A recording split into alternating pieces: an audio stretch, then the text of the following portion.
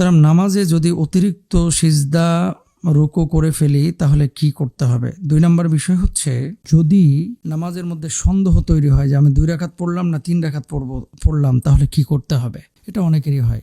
ভালো করে পবিত্রতা অর্জন করে নামাজে যদি দাঁড়ান, ভালো করে ওযু করে, একেবারে একটা অঙ্গও যাতে করে শুষ্ক না থাকে, সুন্নত তরিকায় আপনি ওযু করেছেন, করে যদি নামাজে দাঁড়ান পবিত্রতা অর্জন করে, শরীর তারপরে আপনার কাপড় চোপড় পাক পবিত্র নিয়ে, তাহলে সাধারণত এই ধরনের ভুলগুলো হয় না। নামাজে ওযুতে ত্রুটি হলে এই ধরনের ভুলগুলো বেশি হয়। একটি রুকু এবং 2টি সেজদা আমরা করি, তাই না? রুকু করি কয়টা? একটা, 1 রাকাতে। 2 রাকাতে 2টা করি। সেজদা করি 4টা, 2টা করে। হ্যাঁ, প্রথম রাকাতে 2টা, পরবর্তী রাকাতে 2টা, 4টা। এখন কথা হচ্ছে, 2 বার রুকু করে বা 3 বার সেজদা করে কোনো ব্যক্তি যদি মনে করে যে আমার কি 2 বার হলো নাকি 1 বার হলো, এরকম সন্দেহ তৈরি হয়ে যায়। যদি এরকম হয়ে যায় তাহলে তার ওপরে সিজদা ওয়াজিব হয়ে যায়। কেউ যদি নামাজের কোনো রাকাত ভুল করে 2 বার রুকু করে তাহলে সিজদা দিতে হবে, 3টা সিজদা করে ফেললেও সিজদা দিতে হবে। কারণ কি? এতে পরবর্তী রুকুন আদায়ে বিলম্ব হয়। সিজদা কি কারণে দিতে হয় আমি একটু পরে আবার বলছি। এরকম ভুলের কারণে নামাজ কিন্তু ভেঙে যাবে না। আর আপনার যদি এমনটা মনে হয় যে আমি কি 2 রাকাত পড়লাম নাকি 3 রাকাত পড়লাম, যেই রাকাতটা নিয়ে সন্দেহ তৈরি হবে ওই রাকাতটাকে মাইনাস করে দিবেন।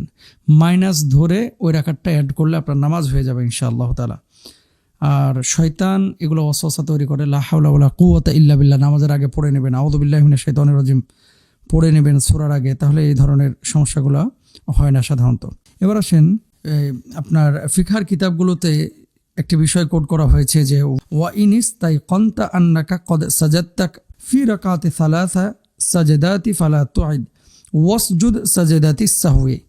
যদি তুমি নিশ্চিত হও যে কোনো রাকাতে 3টি সিজদা করেছো, তবে নামাজ পুনরায় পড়বে না, বরং সিজদা করে নেবে। দেখছেন, মুসান্নাফে আব্দুর রাজ্জাকের মধ্যেও এই বিষয়টি এসেছে।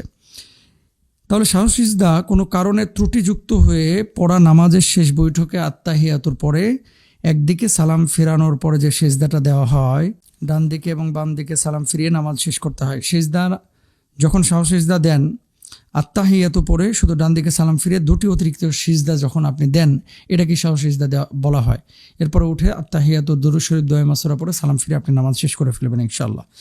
আচ্ছা, কি কারণে সিজদা দেওয়া হয়? নামাজে কোনো ওয়াজিব ছুটে গেলে, 1 নম্বর, কোনো ফরজ 2 বার আদায় করলে, কোনো ওয়াজিব পরিবর্তন করলে এবং কোনো ফরজ বা ওয়াজিব আদায়ে দেরি হলে তাহলে সিজদা দিতে হয়। সিজদার মাধ্যমে ওই ভুলগুলো প্রতিবিধান করা হয় এবং নামাজ বিশুদ্ধ হয়ে যায়।